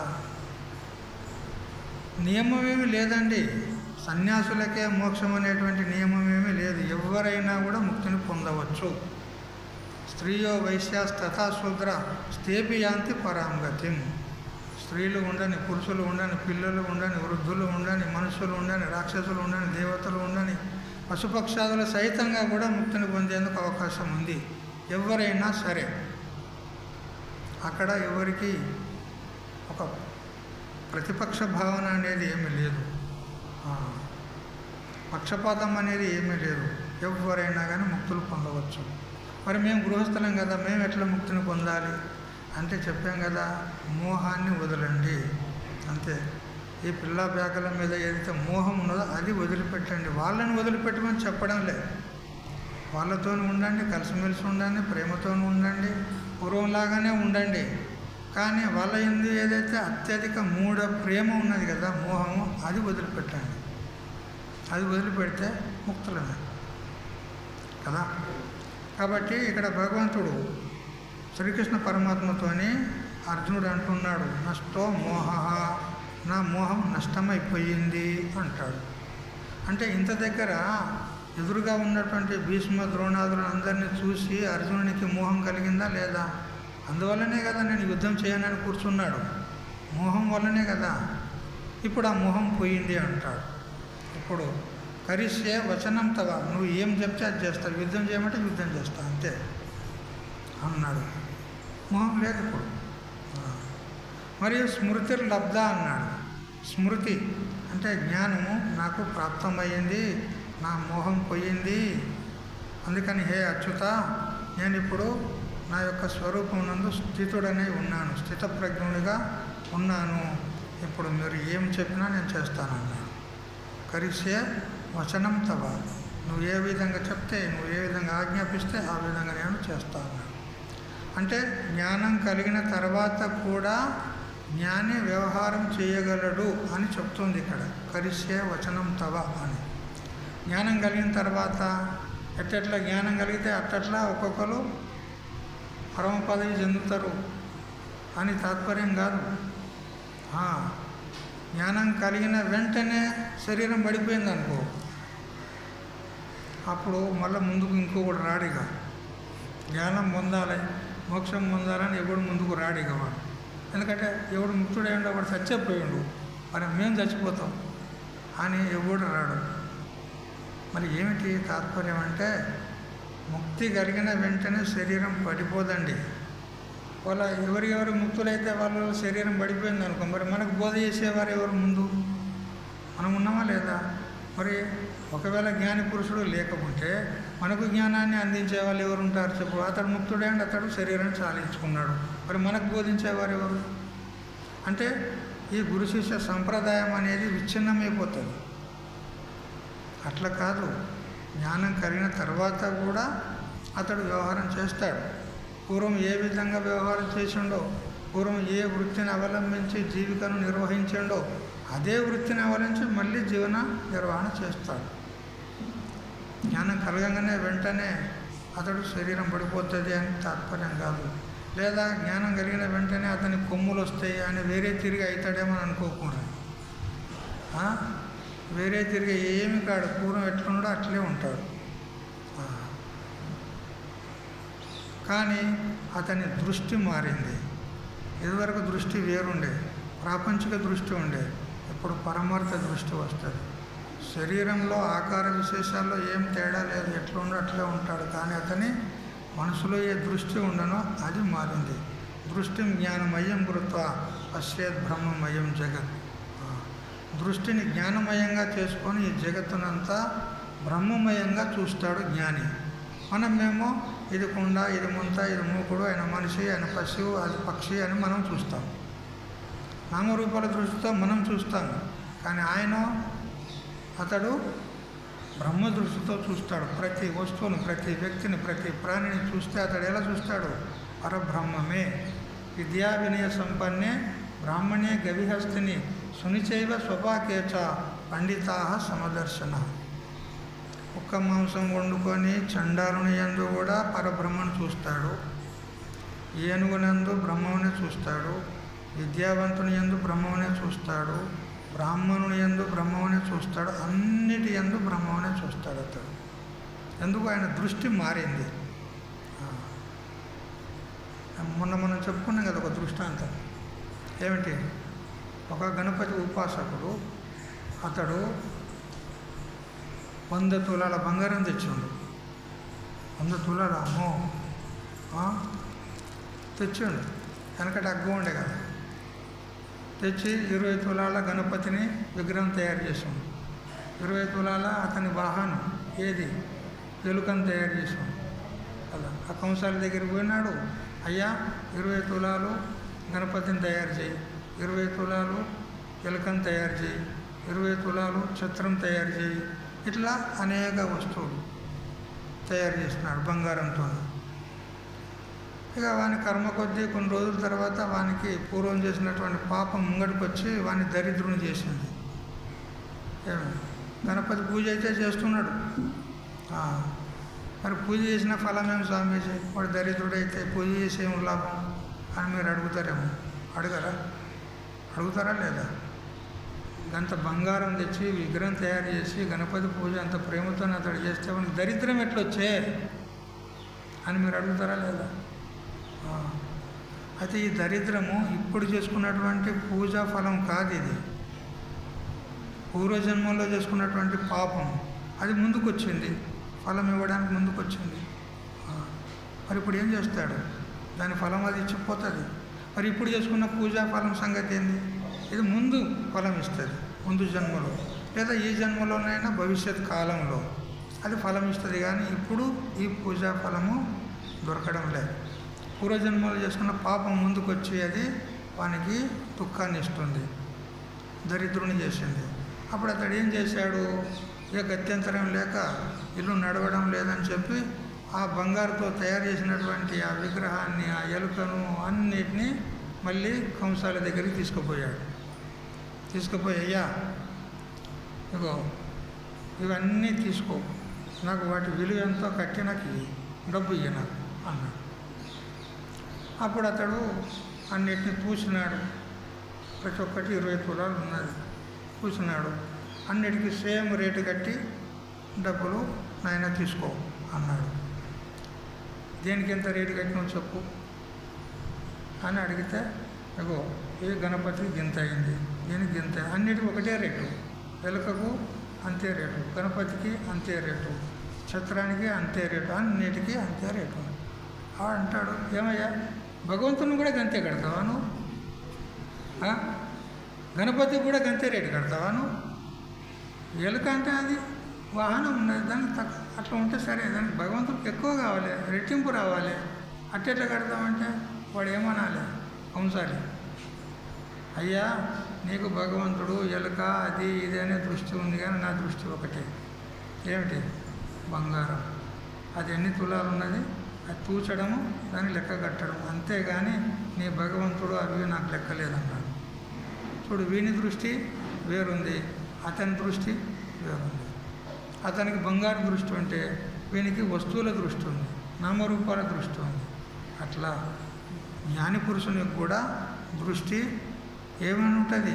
అంతా బ్రహ్మమయం. సర్వం బ్రహ్మమయం రే రే సర్వం బ్రహ్మమయం. కిం వచనీయం కిమవచనీయం, కిం పఠనీయం కిమపఠనీయం, సర్వం బ్రహ్మమయం. సదాశివ బ్రహ్మేంద్ర స్వాముల వారు పాడతారు. మస్తు ఆ స్వరూప స్థితిలో ఉండి ఆ బ్రహ్మానందాన్ని అనుభవిస్తూ పాడతాడనమాట. అంతా కూడా ఏమున్నది? అంతా బ్రహ్మమే, అంతా బ్రహ్మమే. ప్రతి వస్తువు కూడా బ్రహ్మమే. ఎందుకు లేడా? ఈ రాయిలో భగవంతుడు లేడా? ఉన్నాడా లేదా? ఉంటేనే కదా నరసింహస్వామి బయటకు వచ్చాడు. రాయిలో ఉన్నాడే కదా, ఉన్నాడనే వచ్చాడు. లేనిది వస్తుందా? రాదు. ఇసుకలో నూనె ఉంటుందా? ఇసుకలో నూనె ఉంటుందా? దాన్ని గాడిచ్చండి, గానగాడిచ్చి దాని నుంచి నూనె తీయండి, వస్తుందా? రాదు. ఎందుకు? లేదు. ఇసుకలో నూనె ఉంటుందా? ఉండదు. అదే నువ్వులు, వేరుశనగలు, ఆముదాలు గానగాడించండి, నూనె వస్తుంది. ఎందుకు? అందులో ఉండింది కాబట్టి వస్తుంది. అట్లా భగవంతుడు కూడా అణువణువులో ఉన్నాడు కాబట్టి ఆ రాయి నుండి కూడా ప్రకటమైనాడు, ఆ స్తంభం నుంచి కూడా ప్రకటమైనాడు. మరి ఎక్కడ లేనిది ఎక్కడ? ఎందుగలడందు లేడని సందేహము వలదు చక్రి సర్వోపగతుండు ఎందెందు వెదకి చూచిన అందందేగలడు దానవాగ్రని వింటే. చెప్పిండా లేదా? ఎవరు? ప్రహ్లాదుడు. ఎందుగలడు అందు లేడని సందేహం వద్దు, అణువణువులో కూడా పరమాత్మ ఉన్నాడు. నువ్వు చూసే దృష్టి నీకు రావాలి, కానీ భగవంతుడు ఎక్కడ లేడు చెప్పు? అంతటా ఉన్నాడు. మన దృష్టిని మార్చుకోవాలి అంతేగాని సృష్టిని మార్చుకోవడానికి ప్రయత్నం చేయొద్దు. సృష్టిలో అణువణువులో కూడా పరమాత్మ ఉన్నాడు. చూసే దృష్టి రావాలి, మనం ఆ భావన రావాలి కదా. అందువల్ల మరి జ్ఞానం కలిగిన తర్వాత కూడా జ్ఞాని మహాత్ములు ఎలా వ్యవహారం చేస్తారు అంటే ప్రతి వస్తువులో, ప్రతి వ్యక్తిలో, ప్రతి ప్రాణిలో పరమాత్మ ఉన్నాడనే దృష్టి అతనికి ఉంటుంది. ఈ ప్రకారంగా అర్జునుడు ఈ ఉపనిషత్తుల యొక్క సారం అనేటువంటి జ్ఞానామృతాన్ని త్రాగి అతడు త్రేపులు తీశాడు, నష్టోమోహ స్మృతిర్లబ్ధ అని. ఈ ప్రకారంగా భగవద్గీత యొక్క మహాత్మ్యం ఈ విధంగా ఉంటుంది అని చెప్పుకున్నాము. ఇప్పుడు భగవద్గీత 4వ అధ్యాయంలో మనము 2 శ్లోకాలు తెలుసుకున్నాం. ఏవం పరంపరా ప్రాప్తం ఇమం రాజర్షయో విదు సకాలే నేహ మహత యోగో నష్ట పరంతప అని. ఈ భగవద్గీత ఏ పరబ్రహ్మ తత్వం ఉన్నదో ఇది కొత్తగా నీకొక్కనికి ఇప్పుడే నేను బోధించడం లేదు అర్జున. నేను పూర్వము సూర్యునికి బోధించిన. సూర్యుడు మనువుకు చెప్పినాడు, మనువు అనేక మంది రాజర్షులకు చెప్పినాడు. ఆ రాజర్షులు పరంపర రూపకంగా వారి వారి సంతానానికి ఆ జ్ఞానాన్ని ప్రదానం చేస్తూ ఉంటే ఈ విధంగా ఈ జ్ఞానం యొక్క పరంపర నడుస్తూ ఉన్నది. అయితే రాగా రాగా రాగా రాగా కొంతకాలానికి ఇది క్షీణించిపోయింది కదా. కొన్ని వేల సంవత్సరాలు గడిచిపోయిన తర్వాత అదేమైంది? క్షీణించిపోయింది. అందుకని మళ్ళీ ఇప్పుడు నీకు చెప్తున్నా అన్నాడు భగవంతుడు. ఎందుకంటే ఒక్కొక్కసారి మన సంప్రదాయాలు కానీ ఆచారాలు విచారాలు కానీ కొన్ని కాలాంతరంలో అవి క్షీణించిపోతాయి. వాటిని అనుసరించేవారు ఉండరు, వాటిని ఆచరించేవారు ఉండరు, క్షీణించిపోతాయి. అప్పుడు వాటిని మళ్ళీ లేవనెత్తాలంటే, వాటిని మళ్ళీ ప్రచారంలోకి తీసుకురావాలంటే మళ్ళీ కొందరు మహాత్ములే రావాలి. అందుకే కదా ఇప్పుడు భగవంతుడు అవతారానికి వచ్చాడు. ఎందుకు వచ్చాడు? యదా యదా హి ధర్మస్య గ్లానిర్భవతి భారత అభ్యుత్థానమధర్మస్య తదాత్మానం సృజామ్యం. ఇక్కడ ఎందుకంటే అధర్మం పిచ్చి పెరిగిపోయింది. ఒకవైపు కంసుడు అధర్మం చేశాడా లేదా? వాని బాధ తీరింది, చంపేశాడు వాడిని. ఇక్కడ దుర్యోధనాదులు వీళ్ళ అరాచకం పిచ్చి పెరిగిపోయింది, అధర్మం పెరిగింది. చేయరాని కృత్యాలు చేస్తూ ఉన్నారు, చేయరాని పాపాలు చేస్తూ ఉన్నారు. అందుకని వీళ్ళు కూడా భూమికి భారమే అనుకున్నాడు. భగవంతుడు ఒక యోజన చేసి వీళ్ళందరినీ చంపాలని ఈ యుద్ధం అనేటువంటి ప్రసంగాన్ని తీసుకొచ్చాడు. ఇదంతా భగవంతుని యొక్క రచన. ధర్మాన్ని రక్షించాలి, అధర్మాన్ని రూపుమాపాలనేటువంటి భగవంతుని యొక్క ఇదొక వ్యూహం. లేకపోతే అందరూ ఉక్కుమ్మడిగా యుద్ధంలోకి ఎందుకు వస్తారండి? ఇప్పుడు శత్రువులను జయించాలంటే ఆ దేశపు రాజు ఏం చేస్తాడంటే మొట్టమొదలు సైన్యాన్ని పంపుతాడు, సేనాపతిని సైన్యం ఇచ్చి పంపుతాడు. పోండి, శత్రువులు వచ్చి మన రాజ్యం పైన ఆక్రమించుకుంటున్నారు, వాళ్ళను మీరు తరిమి కొట్టండి అని సేనను పంపిస్తాడు. రాజనీతి, యుద్ధనీతి ఇట్లా ఉంటుంది. ఒకవేళ సేనతోని కాలేదనుకో, సేనాపతితోని కాలేదనుకో, అప్పుడు తాను స్వయంగా ప్రవేశిస్తాడు యుద్ధంలో. ఆ తర్వాత అతనితోను కూడా కాలేదనుకో, అప్పుడు తనకు పెద్దలు ఎవరైతే ఉంటారో వాళ్ళు యుద్ధరంగంలోకి వస్తారు. ఇది యుద్ధనీతి. కానీ ఇక్కడ ఎట్లున్నది, అందరూ ఒకేసారి దుంకిండ్రు యుద్ధం లోపల. సైన్యము, దుర్యోధనుడు, మరి భీష్మాదులు, వృద్ధులు, వాళ్ళందరూ కూడా ఒకేసారి దుంకారు.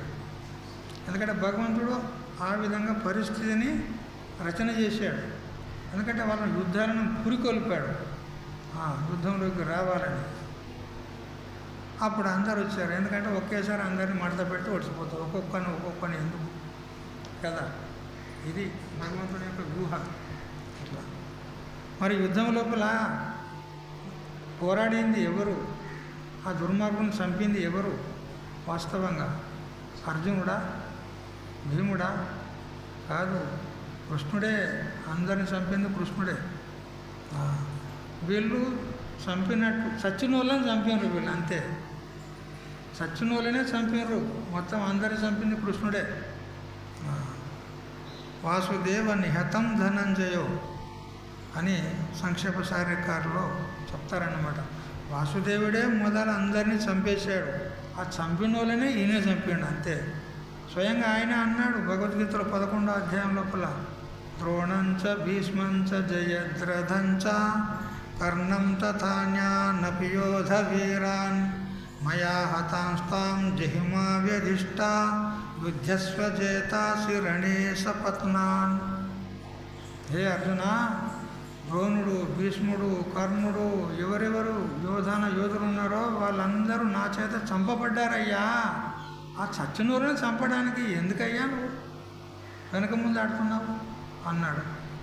మరి ఎవరు చంపారు అందరినీ? భగవంతుడే చంపాడు.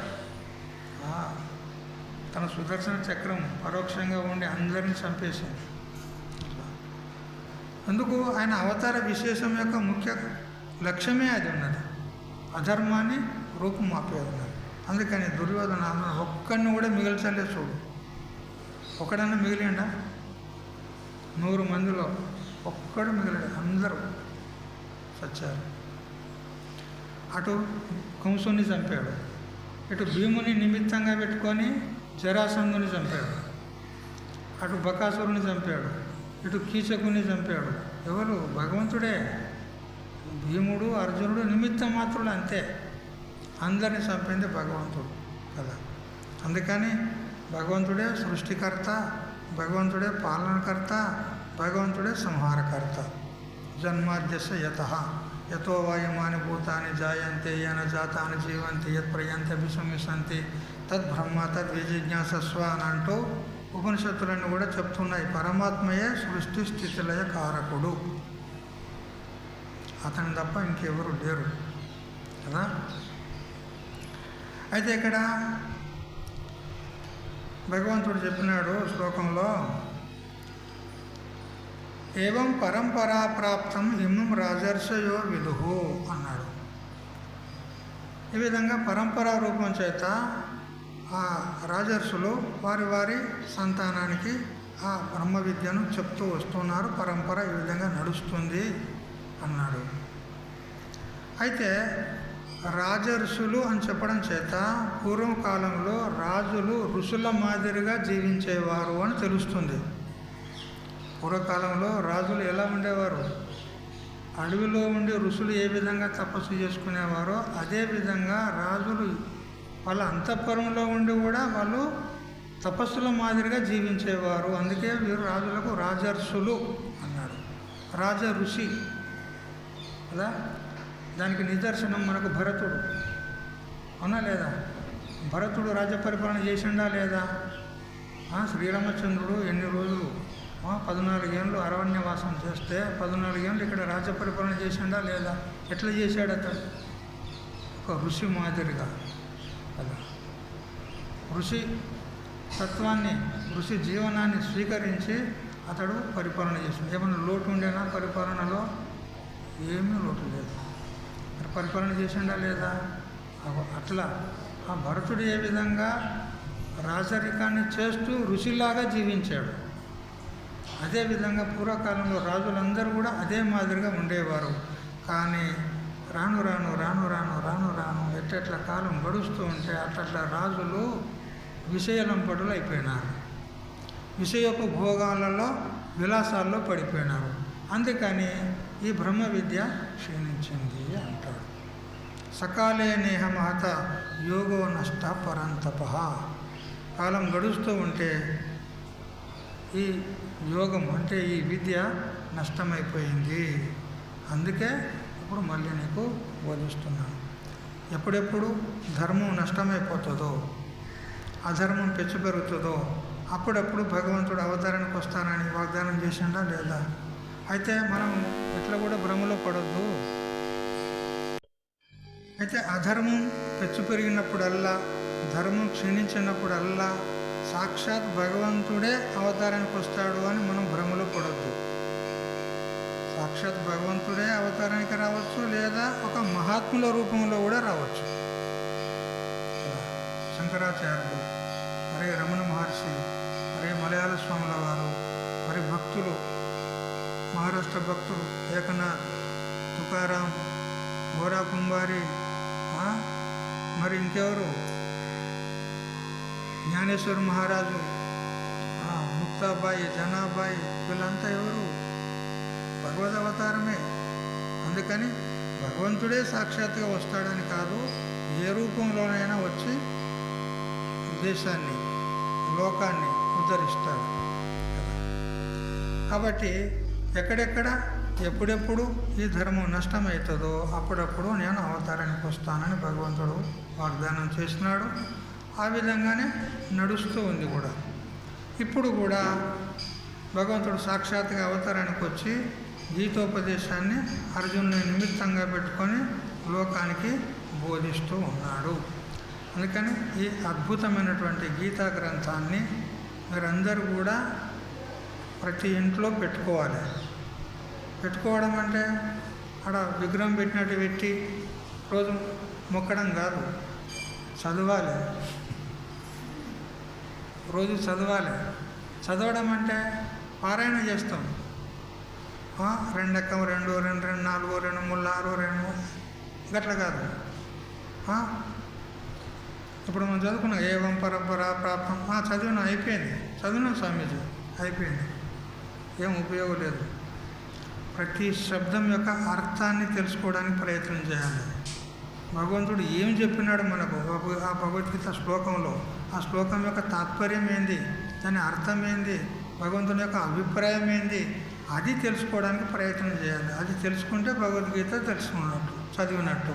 లేకపోతే ఉట్టిగా చదివితే పారాయణ కదా, ఏం ఉపయోగం లేదు. అందుకని మరి భగవద్గీత తత్వం మనకు తెలియాలంటే మరి ఏం చేయాలి? మనం ఇంట్లో చదువుకుంటే తెలుస్తుందా? ఇంట్లో కూర్చొని చదువుకుంటే మరి ఏం చేయాలి? ఇప్పుడు మహాత్ముల దగ్గరికి రావాలి, మహాత్ములను ఆశ్రయించాలి. వాళ్ళని ఆశ్రయిస్తే ఒక్కొక్క శ్లోకాన్ని విడదీసి విడమరిచి దాని యొక్క వివరిస్తూ దాని యొక్క భావాన్ని చెప్తాడు. అప్పుడు భగవంతుని యొక్క అభిప్రాయం మనకు తెలుస్తుంది. అందుకని గురువులనే ఆశ్రయించాలి. అన్యత ఇంకా వేరే మార్గం లేదు. స్వతంత్రంగా మనం గ్రంథాలు చదువుకొని ముక్తులం అవుతామంటే కాదు, ఎన్నడికి కూడా కాదు. అందుకని మహాత్ములను ఆశ్రయించండి, సత్సంగాలు చేస్తూ ఉండండి, భగవద్గీతను చదవండి. ఆ భగవద్గీత తాత్పర్యాన్ని తెలుసుకొని మీరందరూ కూడా ఆ భగవద్గీత యొక్క ముఖ్య సారభూతమైనటువంటి ఏ పరబ్రహ్మ తత్వం ఉన్నదో, ఏ జ్ఞానం ఉన్నదో దాన్ని పొంది మీరందరూ కూడా ముక్తులు కావాలి అని ఆ భగవంతుని ప్రార్థిస్తూ ఈరోజు ఉపన్యాసం ఇంతటితో ఉపసంహారం చేస్తున్నాం. హరి ఓం తత్సత్. ఓం సహనా భవతు, సహనౌ భునక్తు, సహ వీర్యం కరవావహై, తేజస్వినావధీతమస్తు, మా విద్విషావహై. ఓం